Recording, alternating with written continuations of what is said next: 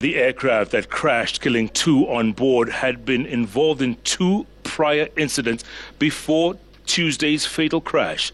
The incidents were the subject of investigations by the Ministry of Transport, with findings revealing the need for enhanced training for the students learning how to fly to enable them to handle emergencies better.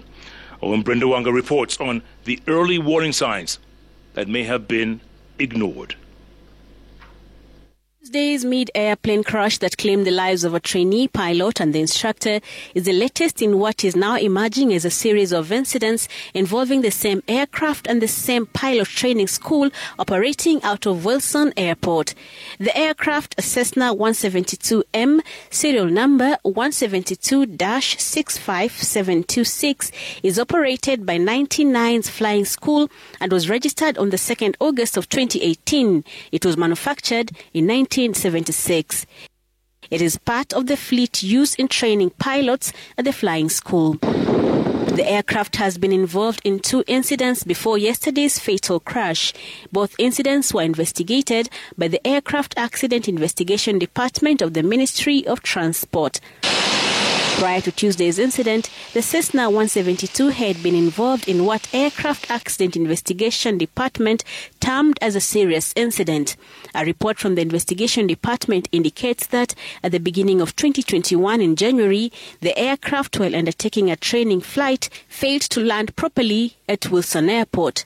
The report indicates that the pilot in training, with 88 hours of flight under their belt, had been cleared to undertake a solo flight and had successfully executed the first of 3 touch-and-go flights when trouble struck. The report shows that while coming in for the second landing on runway 7 at Wilson, the aircraft bounced and lifted into the air.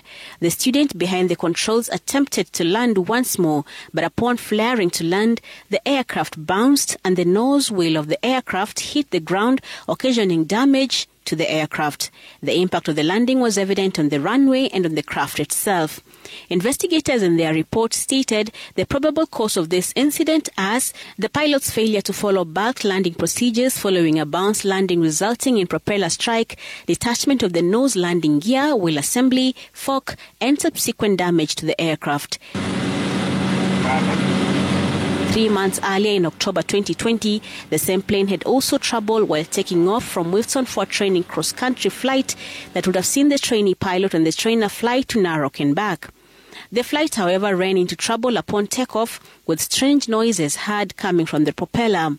The student trainee, with an experience of 128 flying hours, attempted to land the plane back at Wilson. The plane went over the edge of the runway and landed in the grassy area next to runway 7.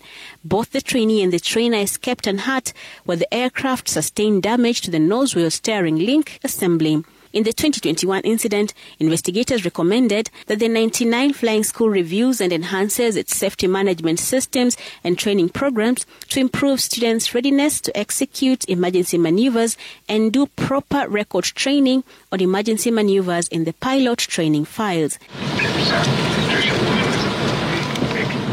A near similar recommendation, the investigators in their preliminary report on the 2020 incident stated the need for the approved training organizations to enhance the Cessna 172 training programs to ensure student pilots are adequately trained for operations in abnormal conditions, and for the instructor pilot to remind student pilots about the correct aircraft handling techniques before landing during emergencies.